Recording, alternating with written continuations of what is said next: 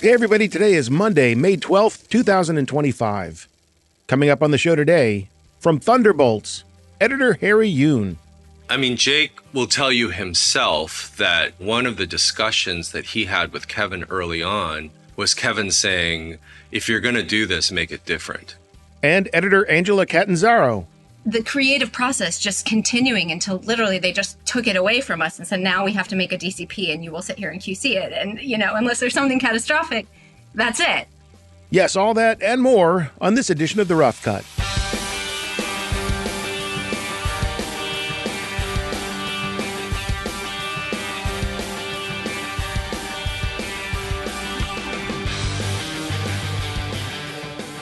Well, hello, stranger. How have you been? What, me? I'm good. Thanks for asking. Now that we've dispensed with the pleasantries, let's get down to business. Got a couple of cool people for you to meet today. One of whom you've met before if you've been listening to the show for a while, and that would be editor Harry Yoon. Harry has been on previously to talk about his work on the films Minari and Shang-Chi and the Legend of the Ten Rings. Oh, that was a Marvel one too. The other cool person is editor Angela Catanzaro, who is making her debut on the podcast. Somehow I missed getting her on the show back when her film Prey came out. But I am making up for that today, as Angela and Harry are here to talk about their new film from Marvel, Thunderbolts. Here's the 10-cent logline for Thunderbolts. I'll give you my best 10-cent logline voice. Ensnared in a death trap, an unconventional team of anti-heroes, Yelena Belova, Bucky Barnes, Red Guardian Ghost, Taskmaster, and John Walker, embarks on a dangerous mission that forces them to confront the darkest corners of their pasts. That's not bad. The logline, the read was terrible. Still, I don't think it really captures the movie. Fortunately, it doesn't need to because we have Angela and Harry for that. Thunderbolts was directed by Jake Schreier. Jake also directed the Netflix series Beef. And wouldn't you know, Harry Yoon edited the first episode of that series. We even did an episode on the podcast about Beef. Except Harry wasn't on that episode. Two of the other editors were. But again, he's here today. So we should meet him, and Angela, right after a word from our sponsor. Now, I know you know this, but editing is all about rhythm, visual rhythm, emotional rhythm. And finding music that hits the right beat at the right time is no small task. But Extreme Music, those masters of production audio, make it feel effortless. They've built a platform that works the way editors think, fast, flexible, and intuitive. Whether you're looking for orchestral tension, synthy nostalgia, or just something that feels right, Extreme Music helps you find it. You can do your search using musical metadata, or you can describe your scene and let Extreme Music's artful intelligence take the lead. And of course, you can just upload a reference track to Extreme Music and get similar songs that won't land you in licensing limbo. Once you've got your track, you can fine-tune it with their stem mixer. You can choose from different lengths, and you can license it right there in their website. All that's left for you to do is just drop it into your timeline.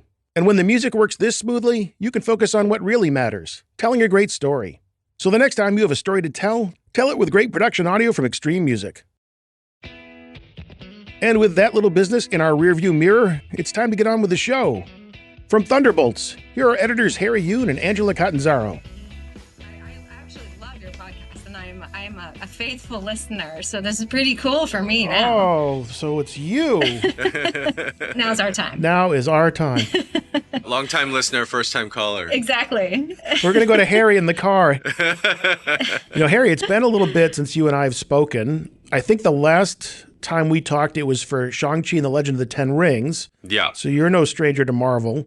But speaking of not being a stranger, Jake Schreier, you worked with on Beef, is directing here on Thunderbolts. I'm assuming that's kind of the main point of contact for how you came to be on Thunderbolts, but you tell me how it all went. No, that's correct. It was not accidental, for sure. I met Jake while we were both working on the series. I didn't have the pleasure of working with him directly very much because it was Hikari, a different director, and Sunny, who I worked primarily with on the pilot, which is the episode that I worked on for Beef. But I did get a chance to see some of Jake's work because we were cross-boarding constantly on that show. And so I got to see how he moved the camera, how he framed, and I was really impressed with his ability to tell the story and to create emphasis on characters, especially sort of like interiority, like what they were feeling through camera movement and his shot choices. And so I was like, oh, wow, if it's possible, I'd love to work with this guy. And I was very lucky in that Jake's next project was Thunderbolts. And I think for him, the big benefit of having me come on board was to have somebody in his corner that had kind of gone through the Marvel process before. And he definitely wanted somebody who was familiar with the ways that they do post and how dynamic a process that is. And so I think it was definitely a win-win for both of us. Absolutely. Well, Angela, as far as I can tell, and really I'm at the mercy of IMDb, which is never a good thing, but you've never worked with Harry or Jake or on a Marvel movie before. No. What's your origin story for Thunderbolts? Who knows how I got this job? I have no... I figured you did. It's because you're an amazing editor. Come on. Having recently worked on Prey, maybe there was something in the Fox Disney world that sent me to this project. I met with Jake in October of 2022. So it was quite a while ago. And we did talk about the process a lot on Prey. And I think one of the things that we did on that movie that is similar to what I understood the Marvel process to be is that we never sort of stopped. We never said, oh, the film is done. We were always looking for ways to improve, little things we could add. How could we possibly shoot one more thing that we really think would plus the story enough to make it worthwhile? So that kind of environment and brainstorming and the creative process just continuing until literally they just took it away from us and said, now we have to make a DCP and you will sit here and QC it. And, unless there's something catastrophic, that's it. So we did have that sort of on Prey. And so I was excited by that process because the opportunity to be involved all the way through, just from seeing the script in an early stage and being able to weigh in and really being immersed in the process is something that I love. And those are the kinds of projects that I'm really interested in. This seemed like that kind of opportunity. I think Jake was on board with that. But yeah, it had been a long stretch from the time that I met to the time that we were actually in Atlanta cutting. And I did not know that they had already spoken to Harry. And so I remember asking in that first meeting, oh, do you know, I heard there's another editor maybe on board, do you know who it is, or can you say? And that's where I learned that Harry was on the project. And we had known each other and hung out socially. We are mentors together in the ACE Diversity Mentorship Program, but we never worked together. But that was super exciting for me to know that, I already had like a buddy. If I got the job, we were going to be, a good team. Yeah. Who wouldn't want to work with Harry Yoon? Come on. Vice versa. I think Angela's kind of, she's being very humble, but like it's very rare to find a combination of somebody who has clearly in her resume worked on very character driven and at times very gritty drama and story and sort of large scale action. And so I think she's very perfectly suited to, I think, what were the hallmarks of this story. Well, you too. I mean, Minari and Shang-Chi. Mm-hmm. I mean, it's like seem to be like almost polar opposites. Yeah. I think it's cool that we both get a chance to work on all of the, very different types of films. And I hope I can continue to do that because I love it all. Thunderbolts, I think, is considered by many to be somewhat of a departure from previous Marvel films. I mean, even Yelena jokes in the film, we just shoot and punch, that's all we do. But knowing that, what did Jake say to both of you about how he wanted this film to be somewhat of a departure from the more traditional Marvel films? I mean, Jake will tell you himself that one of the discussions that he had with Kevin early on was Kevin saying, if you're going to do this, make it different. And some of the principles that Jake really held on to was, let's keep the action as real and as in camera as possible. So whenever we can do the physicality of like an in-camera effect or a stunt versus something that's CG, let's go for it. If we're going to flip a truck, let's flip a real truck. If we're going to blow up a limo, let's blow up a limo. And so I think that was the principle that he held on to. And I think for Jake also, he calls it kind of the story math that he and Sonny, who also worked on the script, are kind of obsessed with, was like, how do you make sure that when the finale happens, you understand why it's happening because of every little character nuance and the arc that you've been building very carefully throughout. And one of the interesting things about this is that I think Jake really wanted to tell a story that delved into this idea of mental health, this idea that how we can be objectively fine on the outside, but on the inside, there is turmoil and there's trauma and there are things that need to be worked through. And because of that intention, this became a very different, I guess, cinematic imperative, right? Like, how do you sort of like create that metaphor on screen? And I think it was those challenges, the challenge of trying to keep it real, human scale, and as in camera and real as possible, but also to sort of take this metaphorical place or take this interior place and make it cinematically compelling. I think those are the things that Jake was really, really excited for in this movie. What Harry said is absolutely true. I mean, we tried very hard to keep everything super grounded. And I think one of the most gratifying things during the process was during our first test screening, the focus group, people kept saying, it feels relatable. These people feel real. I understand these experiences. And so it was only then that we realized we're on the right path. You know, we are making a superhero movie, but it's also a very intimate, small human story. And it's hard to make a movie with both of those components and give them equal weight. But I hope that we succeeded in the editing, in the dialogue.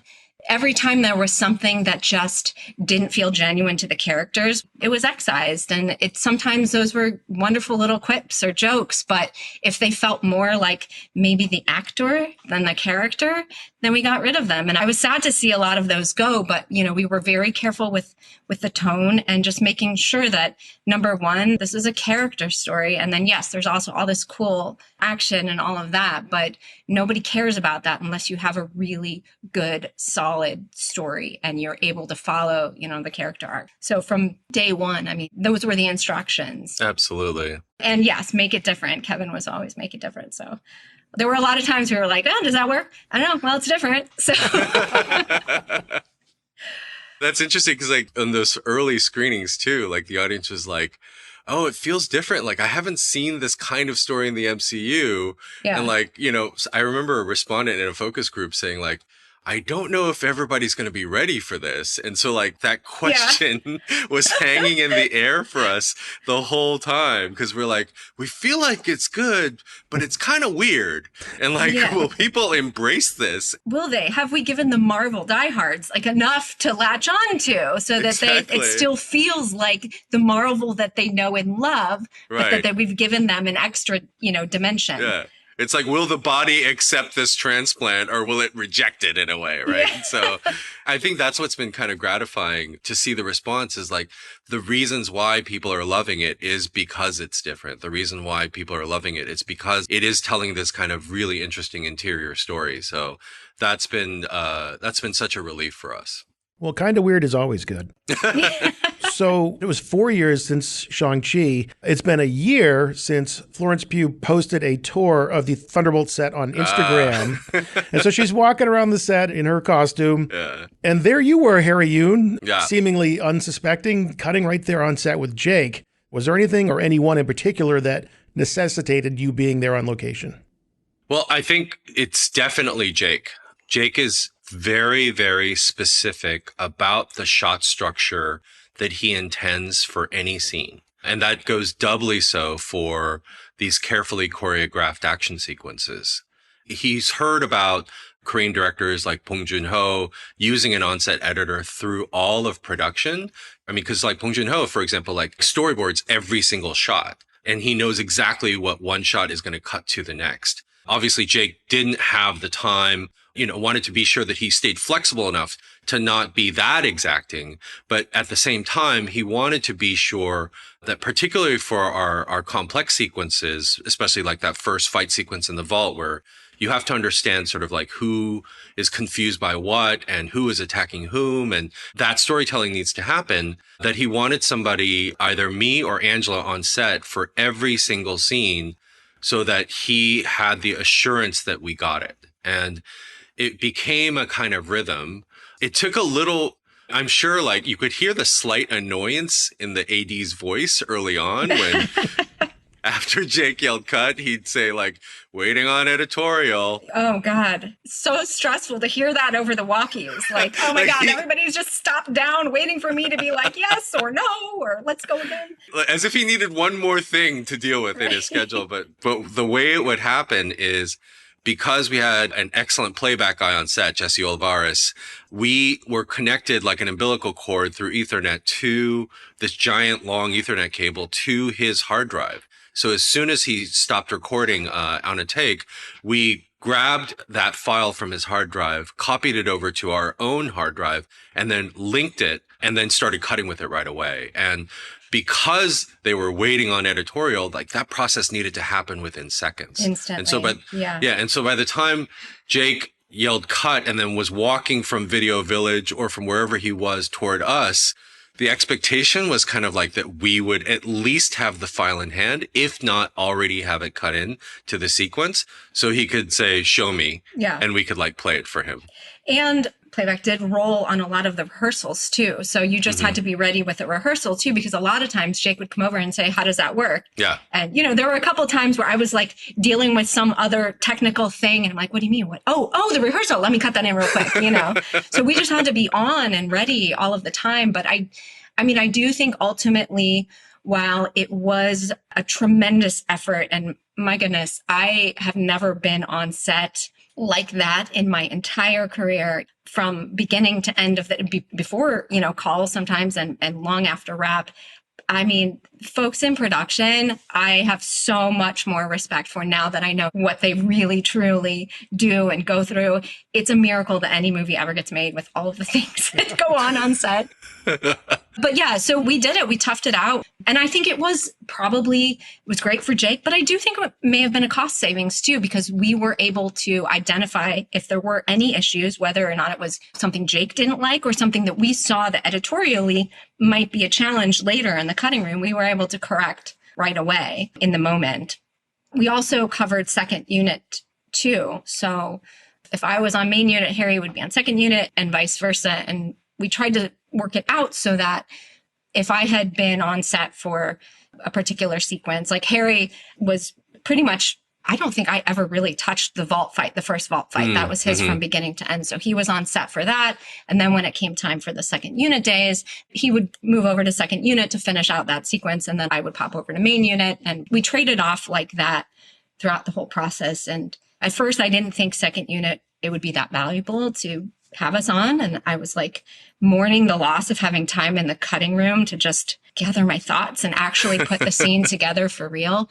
But I mean, Harry, I don't know how you felt, but I felt like some of those days on second unit were actually just as valuable, if not more so than the first, because we were like plugging holes and we could get exactly the piece that we needed. So it was great for us to be there. Yeah. And Jake usually sort of prepped us beforehand, before that second unit day, to be like, okay, these are the things I'm concerned about. Let's make sure that this framing fits with this framing. And if we were ever unsure, we were the ones that would be able to text him to be like, remember that wide shot that we were talking about? Like, we're concerned about this, this, and this. And we'd get a response directly from him. So we were in some ways kind of his proxy with his cut on set. And that was really valuable to second unit, to make sure that they were matching into something versus kind of flying blind, which is sometimes what second unit has to do just because of the craziness of a production schedule. And to just follow up on what Angela was saying, like, it's definitely something that we both had to adapt to as far as how we were being used during production. Because I think both of us are used to being in a nice, quiet, dry room, not in a tent in the rain somewhere. Normal hours, relatively. You two are going to get a reputation. Did you hear about Harry and Angela? They like their cutting rooms dry. Divas. Shocking. It was definitely not a dry. Yeah. Point taken. Yeah, we're kind of hothouse flowers in that way. Or like, you know, we'd hear from the director like, oh, we're going to be on nights this week. And we'd be like, oh, I'm so sorry to hear that. Good luck with that. You know, I mean, we're so used to like sympathizing, but now we're on nights, you know? And what we realized was like, it was at a cost. Normally we can watch the footage and we can digest it in this meditative way. Like, we can have this kind of like mental dialogue with it, and to really sort of memorize what's there, and to think about like all the possibilities that are there. And then ultimately to get to a much stronger editor's cut as a result of that. But what we realized for Jake was it was a higher priority, that he was willing to sacrifice some of that capability and some of that sort of like digestion in order to make sure that he had everything, particularly because like, I don't know if like he hadn't worked on a Marvel film before. He definitely worked on bigger movies, but like not this type of movie. And so I think for Angela and I, and we had a lot of conversations about this while it was happening, it was very much like, how do we adapt? How do we sort of best serve what Jake needs in this moment? And for both of us, it was both a kind of like mental and physical adjustment, because we both sort of feel a little anxious about like, where are we with the cut? You know, because what you have on set is a cut, but it is not the kind of cut that she and I are so used to being able to do. Yes. Like where we've like examined every single take. And the fine tuning. So that was kind of an interesting adjustment for us. And for our assistant editors, our amazing assistant editors, who were Irene Chun and Scott Jacobs. Scott was in our Atlanta first assistant, and Leslie Webb took over for him when we came to LA. But like, they had to adapt too, because they had to not only be an assistant in the cutting room and set up the cutting room, but they also needed to set up our mobile rigs. Yes. So they were lugging gear and running cables and taping shit down to the floor. And I mean, this is just not what they signed up for, you know? Yeah. How many assistants do you know that have to buy a pair of gloves in order to wrap cable? Like, that's what they were doing. And we ultimately went from sort of like a longer normal table double monitor setup to something that was very mobile. Because one thing that kept surprising us was how often everyone moves, even on a set. Like, you know, like we just forget, like you have to shoot this way. And then ultimately you have to turn around, which means you would be in camera. And so like we were constantly having to move our cutting room. And if people needed to wait for us, we became a liability. So both the assistant editors and Angela and I had to get really used to being fast and loose and being mobile and being flexible and all the things that production people have to do. And that was such an interesting learning curve for us. One that I'm not sure that I would want to repeat again, but definitely a good learning curve. Right after we wrapped, I was like, God, I never want to do that again. But I think we got pretty darn good at it. And I do think like by the time, you know, the last few weeks of production, we were so fast and so efficient. And we did start out, like Harry said, with like a rather large cart. And then Harry adapted to the smaller rig earlier than I did. So the cart became known as the Catanzaro. That was mine. And then Harry had the little Abbott. Yeah. But I did have to switch to that because we were in tight spaces sometimes.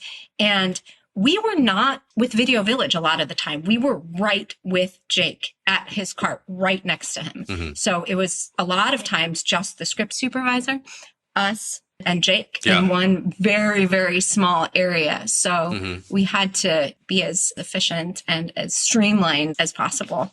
Well, having you there, obviously it benefits Jake, but did the actors ever come over and go, hey, I want to see how I did on that last take?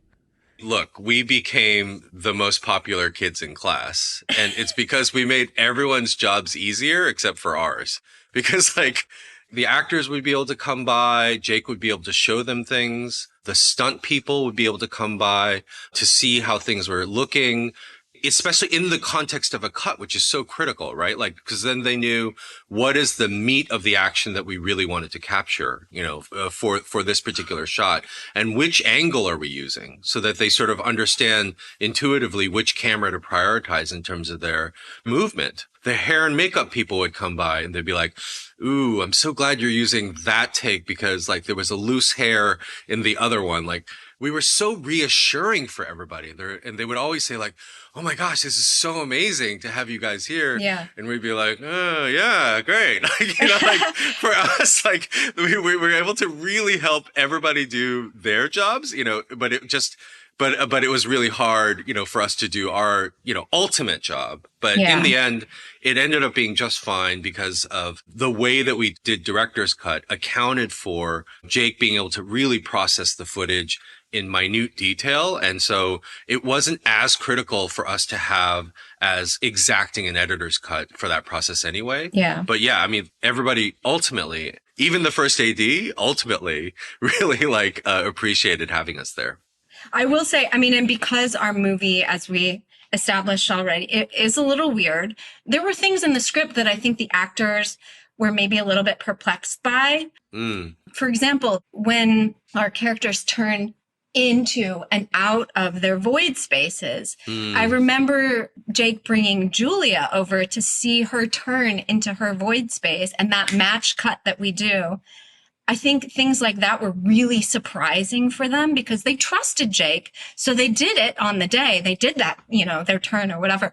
But I don't think they had any idea how it was really going to come together and how that one little stitching of action could be so impactful. So things like that were really rewarding, where it's like I could show them, exactly why we were doing this. And I think that helped give them a little bit more confidence, and certainly Jake and certainly us, that the edit was maybe going to work.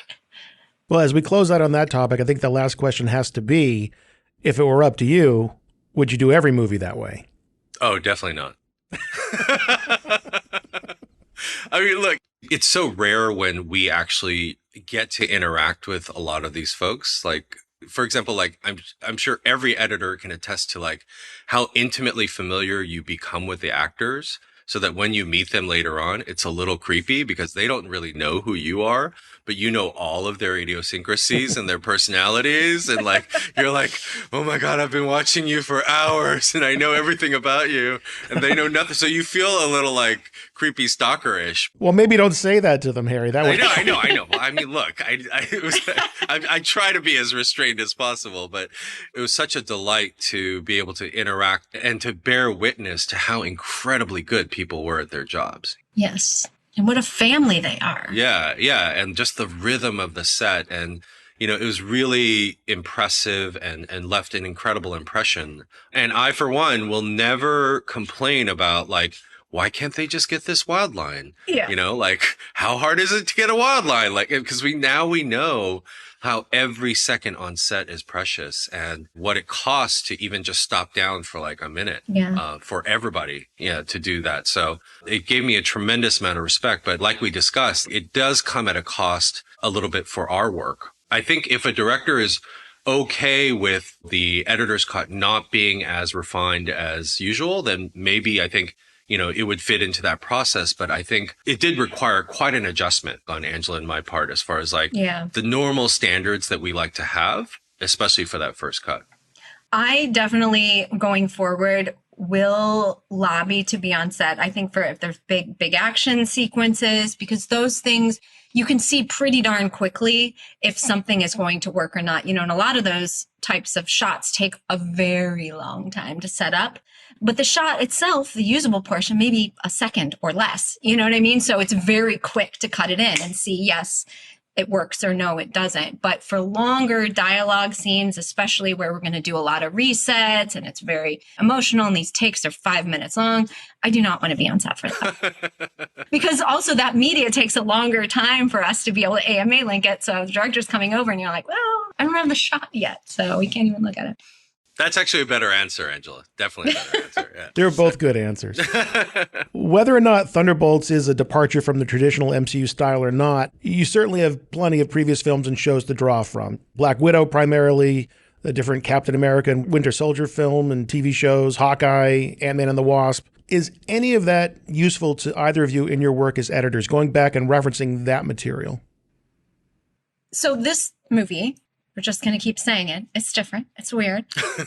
Jake was not as concerned with the history, I think, and making a movie for only diehard Marvel fans. There are very few jokes that only relate to things that happened in the past with all of our characters. So in an effort to make it more accessible for a larger audience, we tried to make a movie that didn't require a lot of research for people to have done before they go to the theater and hopefully enjoy it.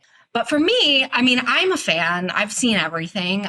So there were things, like in the production design and little bits here and there that are pretty rewarding. And we wanted to obviously make sure the characters were tracking from when we saw them last, in terms of their performance and even their accents and things. But I don't know if that was like a critical piece of the puzzle. Certainly not for Jake. He was new to Marvel and he did want to make this somewhat of a departure.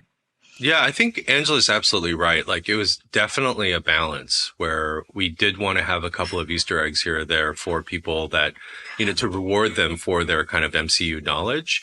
But at the same time, I think one of the particular challenges of this film was to have 5 or 6 characters that we needed to provide enough backstory for the audience to identify and sort of understand why it was significant for them to be grappling with their past, and why it's significant that they're loners that are coming together in these particular ways, and how they're each sort of distinctive. And that's in some ways like the challenge of almost any Marvel film, where you have to do so much exposition and world creation out the gate. For like a family drama, what like a father son or father-daughter story is. But when those father-daughter or father-sons, they each have distinctive powers and they each have different distinctive origin stories that are kind of critical to your understanding, like why this particular character arc is important for them. It is a particular challenge to get all that exposition in a way that doesn't drag the story. Yes. Ultimately, it becomes a process of being selective, of not including every detail. And kudos to our incredible writers,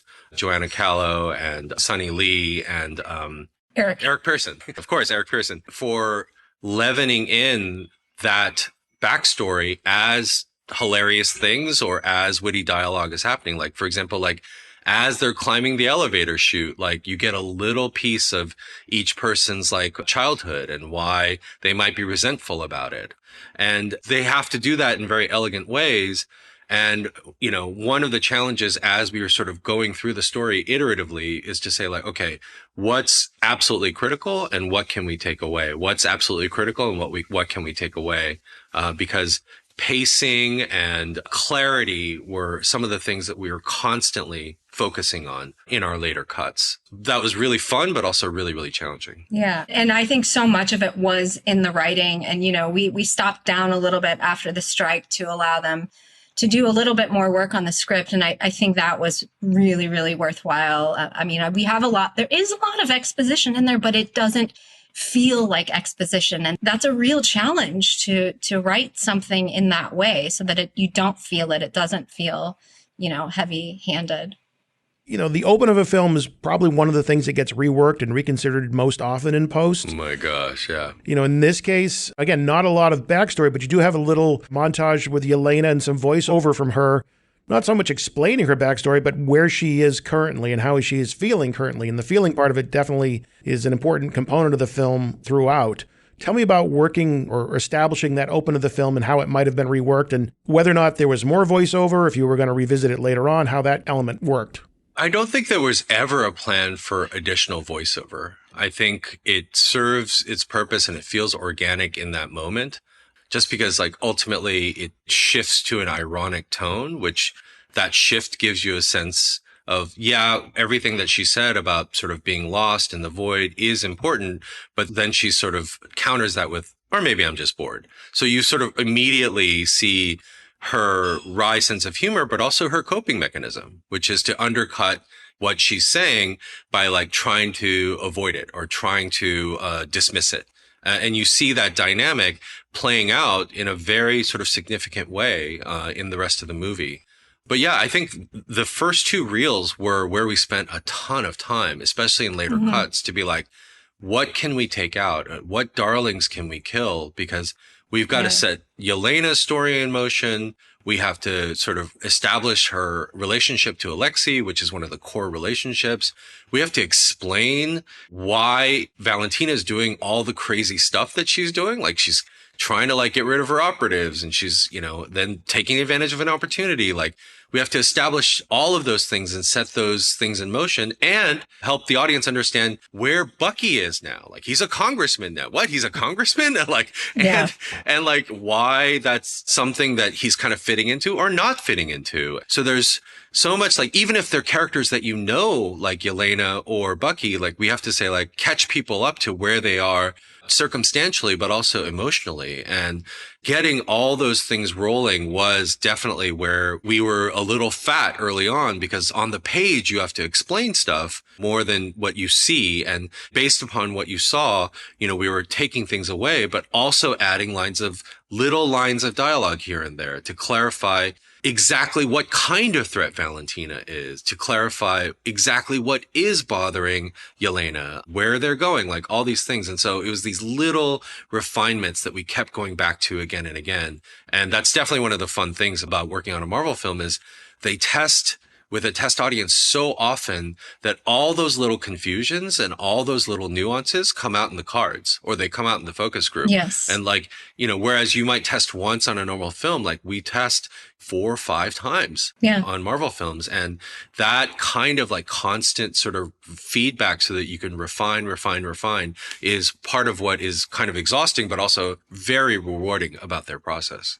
Yeah. Going back to the opening too, like there wasn't obviously a ton of material for that. I mean, they shot that in half a day, that jump off the building. But, like this is a good example of Jake just refining and staying true to his cinematic vision and the aesthetic of the film, the vibe of the film, the feel of the film. There was a camera that followed the jump off the building. And it was so cool. We were like, oh my God, this is amazing.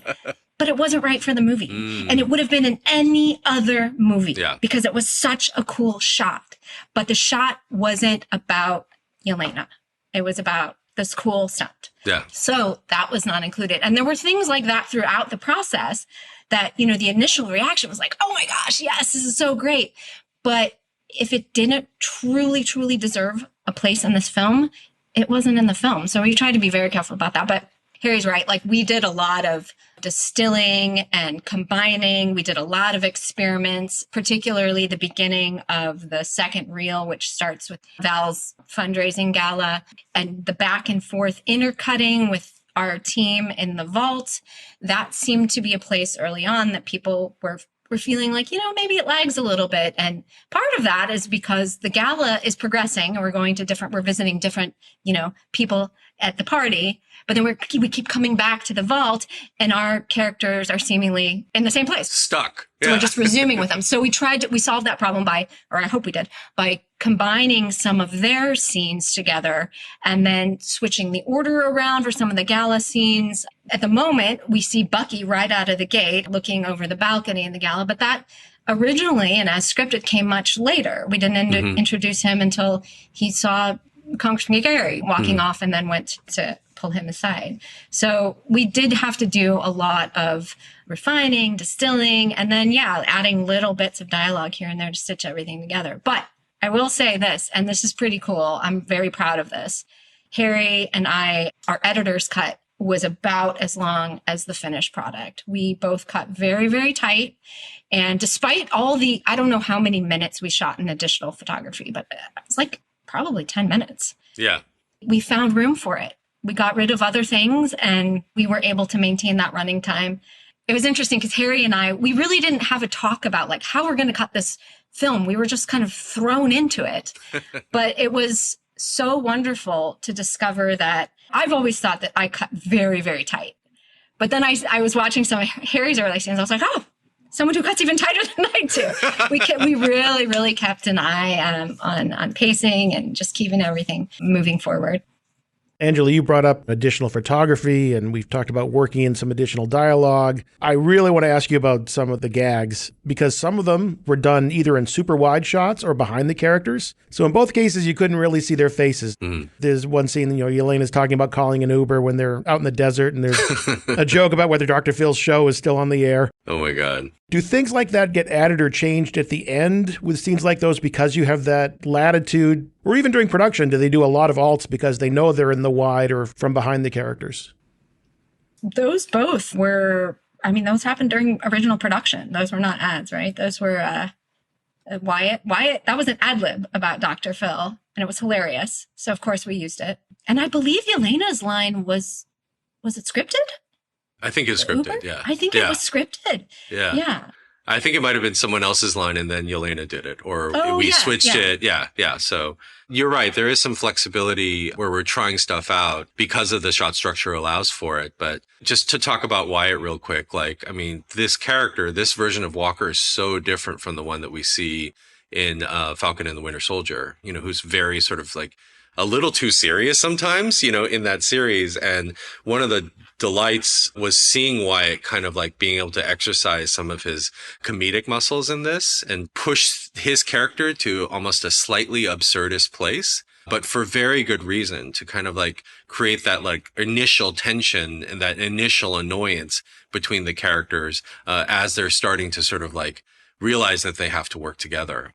And that was the other thing that was so fun to see on set, because like, we don't get to see this normally, is to see how much the actors started to gel as a team through production, you know, in the same way they ultimately do. They learn to kind of like really be there for each other in the movie, to the point where like it's not always common for actors who are off camera to stay on set when their counterparts are getting their close up to be able to read their off camera lines. Like, there was such a kind of like esprit de corps that developed among the actors. And I think some of that sort of like easy comedic fun that you see, you know, developing on screen is, I think, really because of that off-screen chemistry that the actors started to feel with one another. Yeah, they were very supportive of each other. Yeah. Well, my favorite gags are when the timing of the cut is what makes something funny. And I've been dying to ask you about this one particular cut. So when the Red Guardian finally gets his wish of the group forming a team, he shouts, "Yes, yes." But the second yes gets clipped, and that's funny. You wait a half a second longer for him to finish that second yes, and it's not funny. So who got to cut that scene? And was the cut discovered or prescribed from the beginning? I think Jake probably had something like that in mind. But, you know, I mean, David Harbour is like amazing. He gave us a variety of different versions of that. I guess it always was combined with that like curtain flap open, right? That really strong gesture that really helps the cut when Geraldine walks into the next scene. And so, yeah, I think that was definitely something that Jake had in mind. I think, you know, for him, because, you know, not only was he sort of like concerned about the action chops and shot structure, but coming from Beef, he was also really familiar with, you know, how to sort of make sure that we have the material for good comedic beats, and also to give an actor's environment in which they can really exercise their comedy muscles. And so to the frame, I think a lot of the jokes and things like that were things that Jake really worried about in the cut, to make sure that like the timing was literally to the frame what he felt was sort of optimum funny, particularly for the kind of wry humor that became very evident in terms of like how good our characters were at. Correct me if I'm wrong, but like for a hot second, he was like, I don't know about that cut. I don't know if we want to do that. And same with the cut just before the limo flip. Wyatt's, hey, oh, there was a moment that wasn't in, and I'm like, no. And I think we all convinced him, thankfully, that was the right way to go. But you know, we're just testing out the waters, trying to feel like what this movie is, and that's just, you know, the process, and wanting to keep everything feeling very organic, you know, and not staying away from anything that even feels a little bit broad, you know. I think Angela and I were constantly pushing him towards a little more broad. And like he was always pushing back. So what you see is a result of that very productive tension. So productive tension. You two are the ones making the actual cut, so I'm going to give you the credit for it being funny when it's funny. Okay. That's just how my rules. All right, I love it. Okay, one more gag, and this will help us sort of transition into needle drops. In that limo, Lexi's expecting one thing to happen, and something else happens. Instead of something really cool action-wise happening, you get to hear Genuine's track, Pony, playing in his limo, which I thought was very funny. With the needle drops, do you both have a hand in that? Are you given a playlist by Jake? When it's related to a gag, is it very specific to a certain track that maybe he's already lined up, or did he have a short list of tracks that would fit there? How did the needle drops work for that scene and the film at large? I don't think we have very many. You don't? The Starship one and that one? Yeah. It's funny because like there was actually a different song in there originally, which was hilarious. Yeah. Yeah. And we loved and we mourned the loss of it. But it's fine. But like Pony is absolutely hilarious as well. And as with everything, I think Jake he has a musical background. And so he has very definite opinions on music. Like he was part of a band, Francis and the Lights, for a while. And you know, and he's worked with so many musicians, and he's good friends with musicians because of his music video directing, like oeuvre, which is incredible. And so I think he had very, very specific ideas about not only what kind of needle drops were going to be in the movie, but also the role that Sun Lux's incredible score was going to play in the movie. And I've never seen a director work so closely with the composers and with the music editor to to the instrument, to the beat, to really help them craft and tailor their music to picture. And so Angela and I are really used to sort of like taking the lead sometimes. Yes. And I love that. Yeah. I love that part of the process. So this was like a little bit, okay. It's already done. Great. That's fine. And again, that was like part of the adaptability, but given the fact that he does have a musical background, we started to be like, okay, I understand why this is super important for him. And then for us, it was very much like, how do we support that work? How do we, make that as efficient as possible in terms of how we integrate tracks and our mix and things like that. So, but it was really fun to see that level of detail in terms of like music selection and things like that Jake really brought to the table. This one was a little bit unique too, at least for me, because I don't think I've ever had so much material from the composers so early on. In fact, Sun Lux was on board, I believe, before both of us were. And Jake was already working with those guys, working on themes and ideas. And so we were in the unique position where we could temp nearly the entire movie with almost entirely their score, not necessarily score for this movie, but other demos and things. And even very early on, they were delivering tracks with separations and stems. So we could, split out percussion and strings and all that. And Alex Levy was really the work that he did on this project, our music editor. It was astounding, the things that he was able to put together. It was nothing short of heroic. Really, really incredible work. So we're very, very, very grateful for him. But he worked with Jake a lot. I mean, they were locked in a room together for hours and hours. And with Sun Lux, we had a music spotting session just about every week. We tried, and then Jake would have other meetings with them on the side. So there was a lot of dialogue about how this thing should sound. And I think ultimately we landed in such a great place. And Sun Lux has such a unique ability to bring in like really obscure and interesting instruments, and then yet also end up with something that satisfies that like a Marvel orchestral feel, very full with brass and strings. And I feel like it's such a broad spectrum that the score encompasses, and it's really cool. So we were very lucky to have them on board and, have Jake steering the ship there. Well, within that broad spectrum of score, let's go back to the tight-knit family that is the Thunderbolts. Do they have their own themes or motifs that we might not even notice that you're assigning to them? Absolutely. It's actually interesting because we actually were supposed to start production just as the strike was kind of heating up, and Marvel made the decision to pause production. And one of the things that Jake did during that pause was, as Angela said, work with Sun Lux on a suite of themes. It was literally just a playable piece where one theme kind of transitioned beautifully into another, almost kind of like an end credit suite.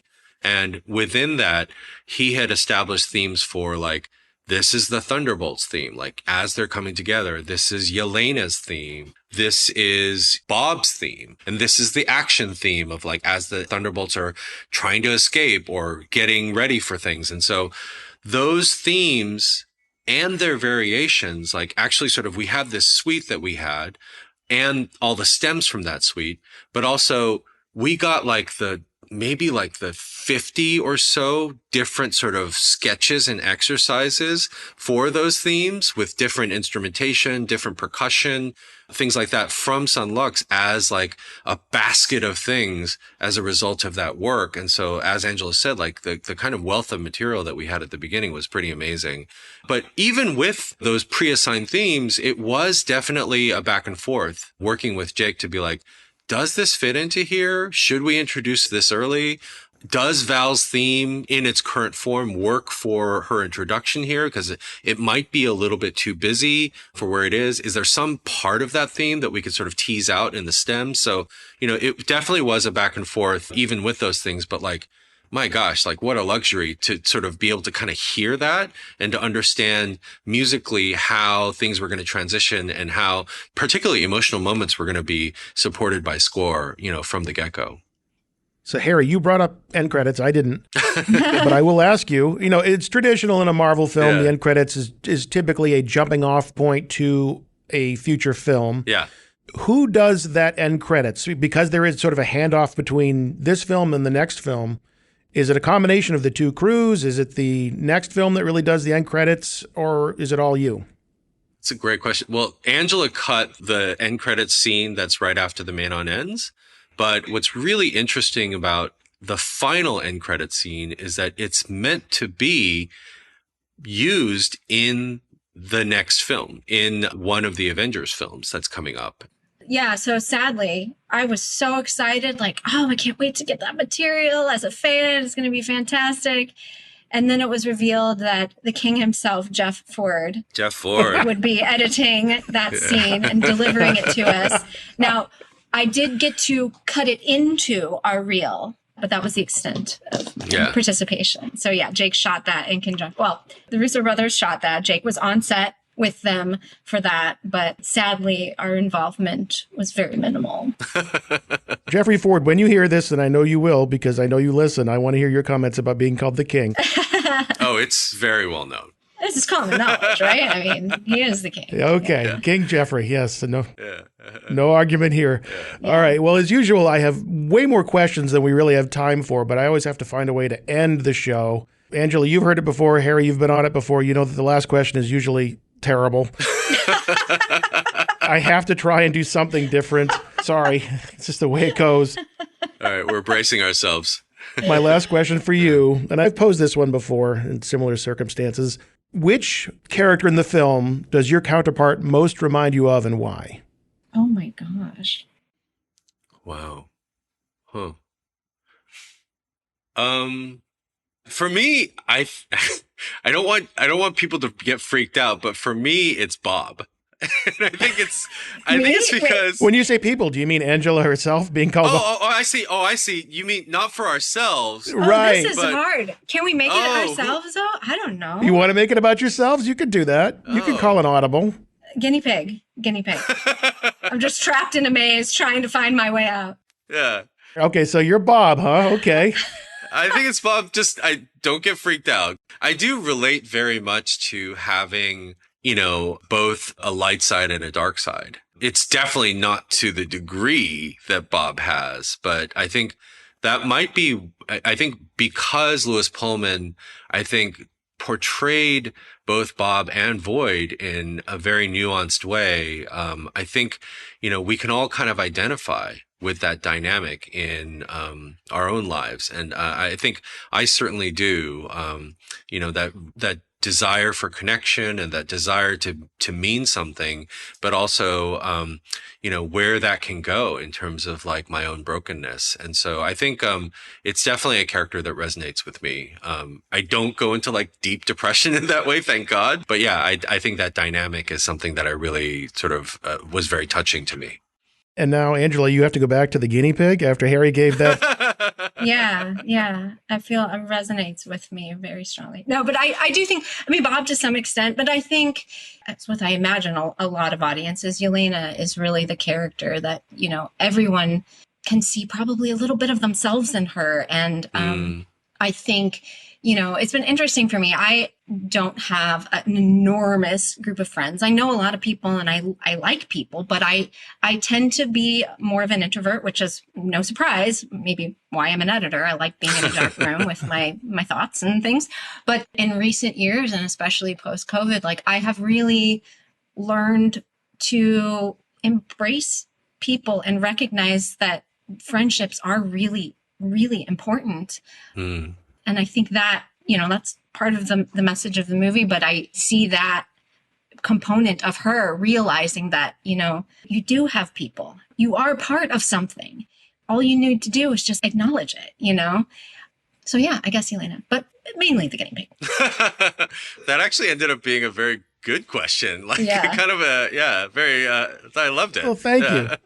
They ended up being very good answers, so it works both ways. Can I tell you one funny thing? Please. Harry is amazing. I hope this is not too embarrassing, but Harry dressed up as the guinea pig for Halloween, and it was incredible. And then during the holidays, we did a kind of a secret Santa, and I ended up getting a chicken suit, the meth chicken suit. So Harry has a hamster costume or a guinea pig costume, and which we both wore. I have the meth chicken suit, and give you an idea of just how boring and awful and joyless our editorial group was. Yeah, it's a shame you two couldn't have gotten along better. That camaraderie and that relationship really paid off in a film I think that a lot of people are really enjoying. I think a lot of us, there's a little Bob in all of us, and you guys did a great job. And, Jeffrey Ford may be the king, but you two are definitely in the royal family. Oh, I like that. Thank you, Great way to end it. That's awesome. Thanks, Matt. Appreciate it. Yes, King Jeffrey. I'm sure wherever you are right now, Mr. Ford, you're enjoying that little tribute. As I said, Harry and Angela are pretty awesome too. They deserve royal titles as well. Maybe Harry could be Archduke of Digital Editing and Angela could be, I don't know, the Countess of Cutting. Sorry, that's the best I got right now. But Harry and Angela definitely gave their best to Thunderbolts and to us today on the show. So please join me in thanking them for their time and their talent. How's your talent doing lately? Your editing talent, that is. Is it feeling like it needs the best tools for maximizing your creativity and unlocking all your storytelling potential? I bet it is. And the best bet you can make for that is Avid Media Composer. The same editing system that Harry and Angela carted all over the set of Thunderbolts can be yours. It should be yours. Unbeatable trim tools, the highly regarded script sync, not to mention performance-saving features like Fluid Morph and Animat. And that's just the beginning. So don't wait another minute. Okay, you can wait about one more minute. But when that minute is up, head on over to avid.com and see all the latest with Media Composer. So I know I haven't been doing a great job lately of holding up my end of this podcast listener thing we have going, but I promise to try to do better. Will I keep that promise? I don't know. Only one way to find out, and that's to hang on for the next one. Until then, this is Matt Fieri thanking you for joining me right here on The Rough Cut.